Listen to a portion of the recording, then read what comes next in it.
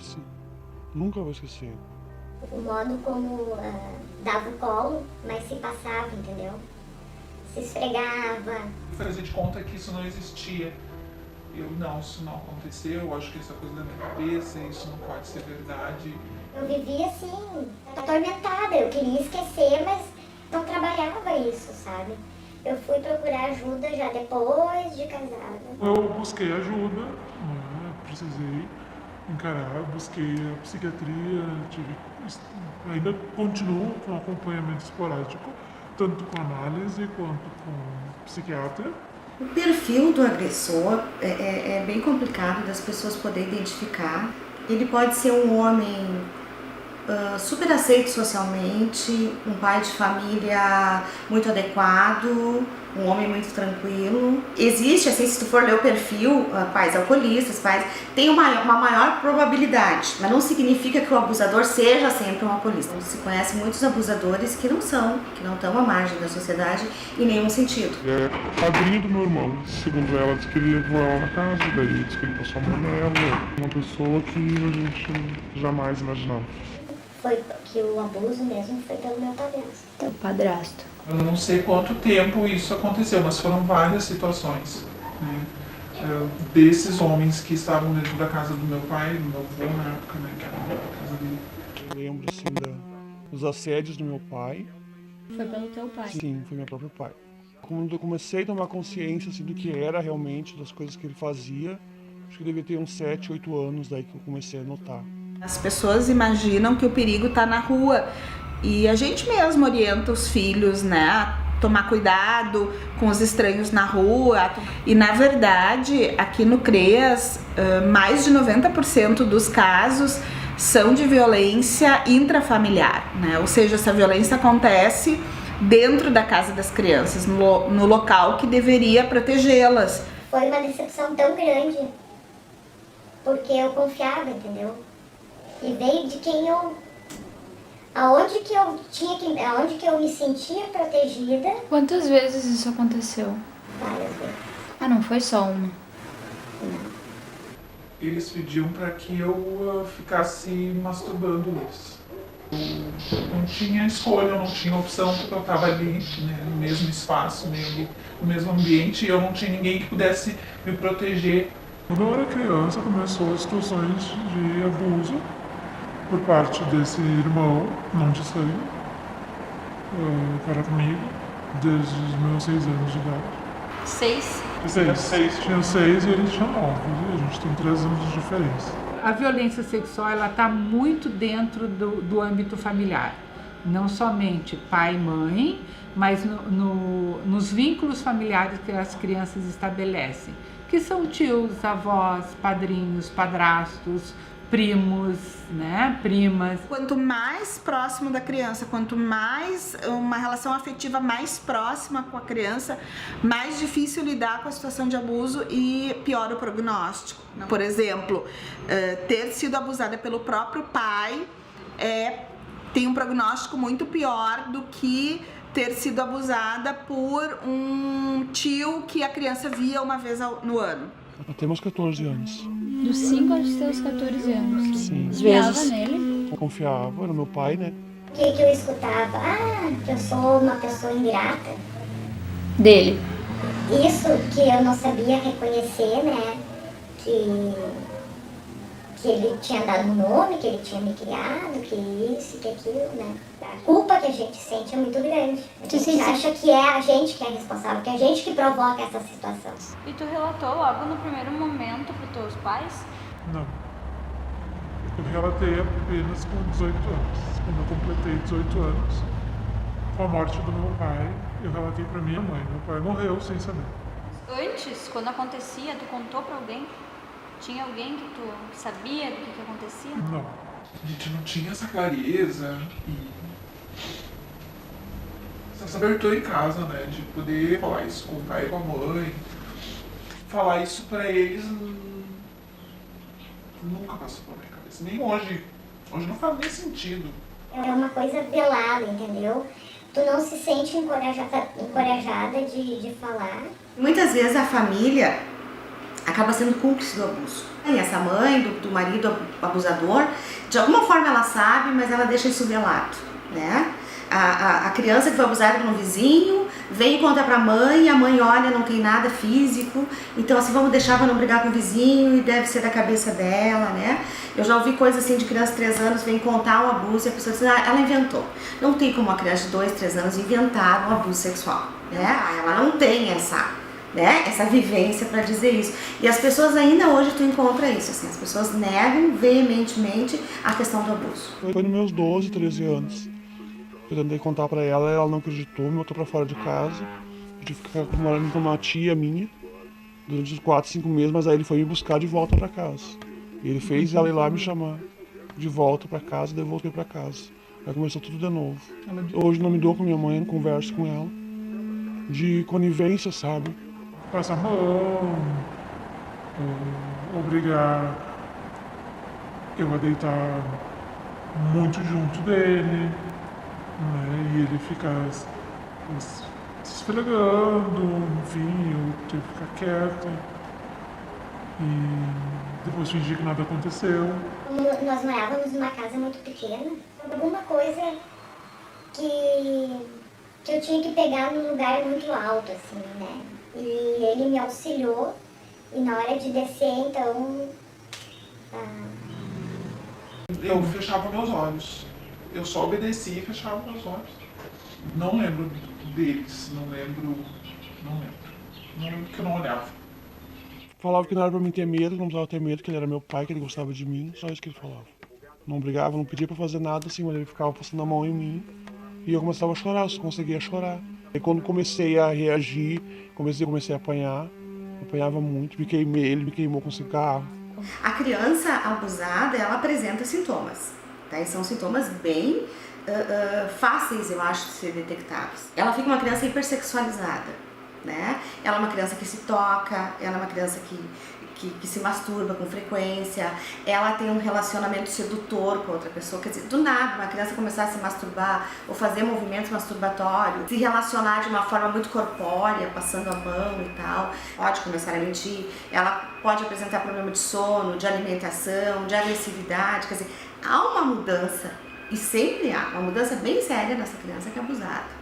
As crianças, elas são muito espontâneas, né? A não ser quando elas estão sob ameaças. Adolescentes conseguem já usar a palavra para contar sobre a situação de violência e poder elaborar esse trauma. As crianças vão tratar, né, do trauma, elaborar esse trauma através dos jogos e brincadeiras infantis. E os psicólogos têm então uma técnica, né, que é essa técnica que alguns chamam de ludoterapia, do atendimento através do brinquedo, onde a criança vai reproduzindo através dos bonecos terapêuticos, da família terapêutica, da casinha terapêutica e dos outros brinquedos da sala de atendimento, as vivências de violência, e com a intervenção do psicólogo vai podendo ressignificar isso. A pergunta com a criança tem que ser muito clara. Ela tem que ser direta, assim, né? Por que tu tá fazendo isso? Nós estávamos em casa, pra mim levar ela pra escola, daí quando eu estava em casa, eu ia levar ela na escola.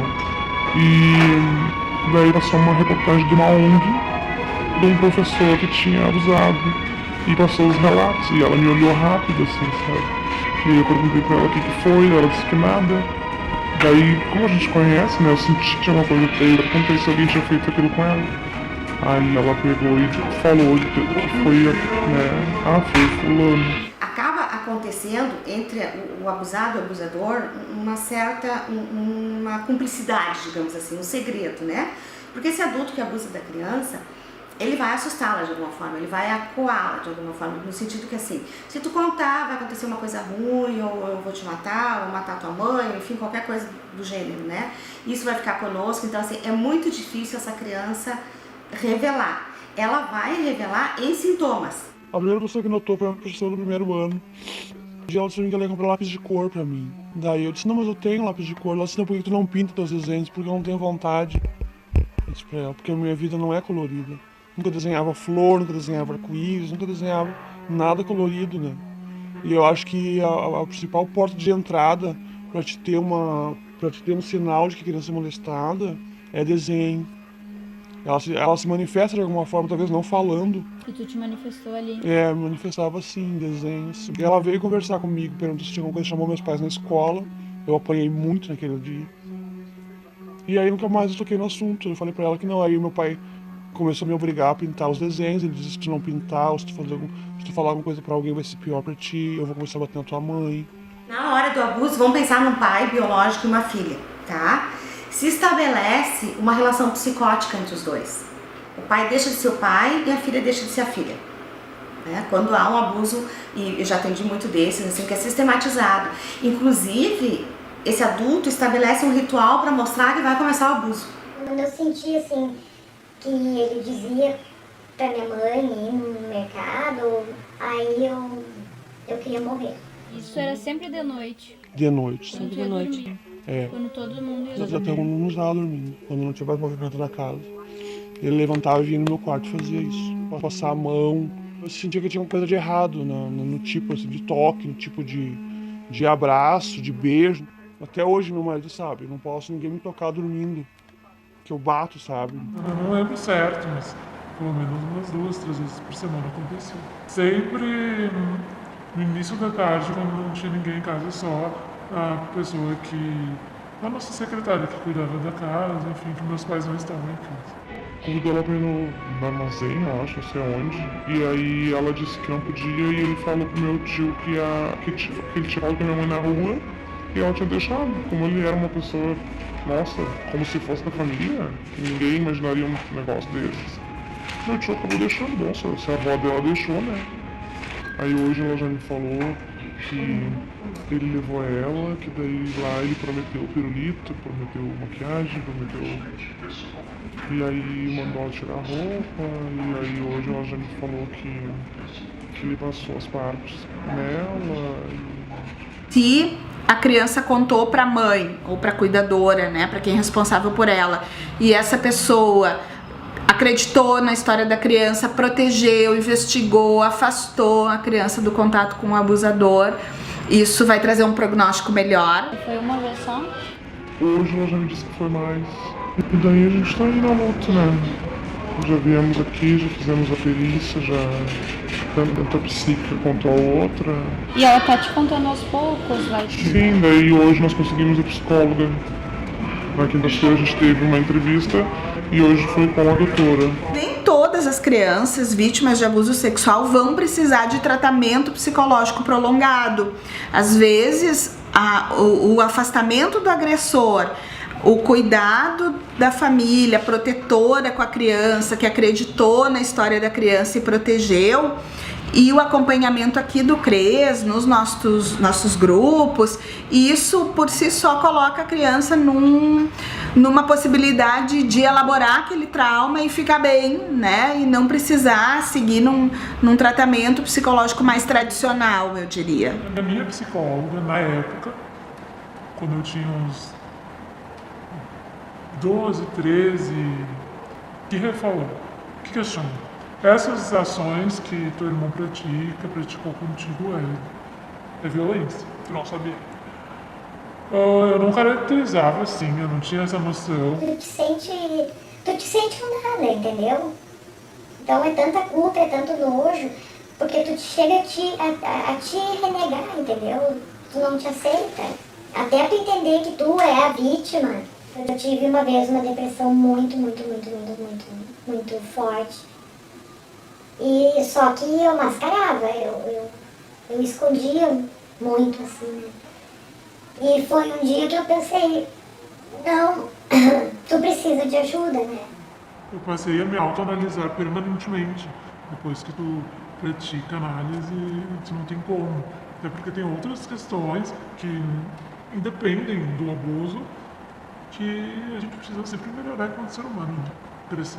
Que uma experiência de violência sexual não é um fato qualquer na vida de uma pessoa, né? Isso pode trazer dificuldades para ela, né? Às vezes muito particulares, assim. Eu não queria ser vista, entendeu? Eu não me aceitava e eu não queria ser vista. Tu te isolou Dos meus amigos, de todos. Até foi uma forma que eu encontrei de manter o sexo masculino longe de mim. Assim. esse sentimento de inferioridade, de me sentir menos, de ficar com medo dos relacionamentos. E os meus primeiros relacionamentos foram... Eu tive dificuldade, primeiramente, né? Meu primeiro namorado mesmo, eu demorei muito pra eu conseguir ter algum tipo de relacionamento sexual com ele. Com 8 para 9 anos eu mesmo cortei meu cabelo, andava que nem um menino, né? Porque eu achava que eu era a culpada. Como se eu fosse a provocadora. Como se eu provocasse aquela reação nele. Porque até então ela não tinha contado porque ela sabia que as pessoas não iam acreditar, né? Ou as pessoas fariam o que de fato fazem. Essa criança deve ter se oferecido, né? E por que tu deixou? Tipo assim, tu gostou, né? Vem toda essa coisa pejorativa em cima de uma criança, né? Alguns dizem, mas as meninas andam de shortinho muito curto, né? De mini saia, quer dizer, estão provocando. Como se a tua roupa fosse provocar uma agressão. Então, isso sempre existiu e continua existindo, né? Todo mundo impõe quando uma pessoa, uma menina, um menino, uma criança é estuprada, de que talvez a culpa seja dela, né? Parece que a sociedade precisa para conseguir entender um ato desse, precisa pôr a culpa em alguém, inclusive na vítima, né? A depressão quando adulto, das tentativas de suicídio, do sofrimento psíquico de maneira crônica, podendo gerar ou uma personalidade borderline ou um sofrimento psicótico. Também há um indicativo, né? Não é generalizado, mas de serem pessoas que podem ser adultos maltratantes, abusadores. Até a própria questão dos adolescentes se colocarem em exploração sexual também é uma consequência desse não cuidado, dessa não proteção. Tem pacientes que ficam anos em tratamento e até eles saindo daqui, a gente já continua sendo uma referência. E a preocupação de que esse adolescente vá se inserindo socialmente, né? Então é um trabalho de ele fazer parte do social. Se a gente não conseguiu fazer essa incursão que aos 18 anos, digamos, ou ele chegou mais tardiamente, ou porque, enfim, ainda não conseguiu, a gente tem uma margem, né, de que esse caso possa se estender para não levar em conta somente a idade cronológica, levar também em questão o processo de vida desse sujeito. No conselho tutelar, né, no posto de saúde, que daí vai ter que dar um encaminhamento para isso, né? A escola, a gente fazia muita palestra para tentar assim, capacitar esses professores, um pouco que fosse, no sentido de identificar uma diferença e poder levar para algum lugar, né? Ainda esse serviço é muito pobre no nosso município, né? Até agora a gente não sabe nada, assim, só sabe que eu perguntei aqui até na outra consulta e eles me disseram que vai pro INR, depois vai pra delegacia, mas então a gente não sabe nada. Isso aconteceu, que ela nos contou foi em novembro do ano passado, se não me engano. Tive uma rede de amigos e pais de amigos, que mesmo não sabendo de fato o que estava acontecendo na época, no período, amigos de infância que hoje inclusive são madrinhas da minha filha, sabem, me acolheram e eu, muitas vezes em que minha casa estava com situações de violência e um ambiente muito pesado, eu ia para casa dessas minhas amigas, que eu chamo de irmãs, de manas, e ficava alguns períodos lá, alguns dias, até me fortalecer novamente e voltar para casa. Eu tive uma amiga, assim, muito querida, assim. Ela era muito vaidosa, né? Então ela foi... Te ajudando. Isso. Ela me emprestava roupas dela, né? Vamos comprar roupa, assim. Então ela foi... E eu fui me gostando, assim. Foi no meu momento de libertação, eu acho que foi quando eu me dei conta que eu era uma vítima. Tu conseguiu superar esse trauma? Eu acredito que sim. Tem uma facilidade hoje de resiliência, tanto de relações, de frustrações, muito rápida, muito imediata. Não é mais tão doído, entendeu? Realizada, bem-sucedida, sou uma mãe muito realizada, sou feliz, eu tenho 2 filhas lindas, que só me trazem felicidade. E busquei o tempo todo cuidar dessas, para evitar que elas se sentissem em situações parecidas, para que elas não vivessem o mesmo que eu vivi. Hoje eu tô livre, eu penso isso, eu só peço assim, muito a Deus que não aconteça com os meus filhos, nem com ninguém, perto de mim, com ninguém, na verdade. Não só com meus filhos. Porque é uma coisa muito. Isso é muito real. Isso está em muitas casas, as pessoas não imaginam, sabe? A gente pensa que vamos trabalhar para dar o melhor para os filhos, mas eu acho que o melhor para os nossos filhos é a gente estar perto.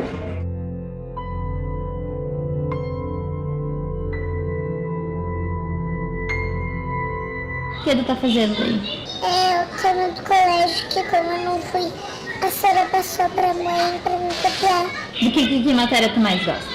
Matemática. É mesmo? É a melhor. A gente tá aprendendo a centena e a divisão agora. O que tu gosta de fazer em casa? Brincar de escola. É? Aham.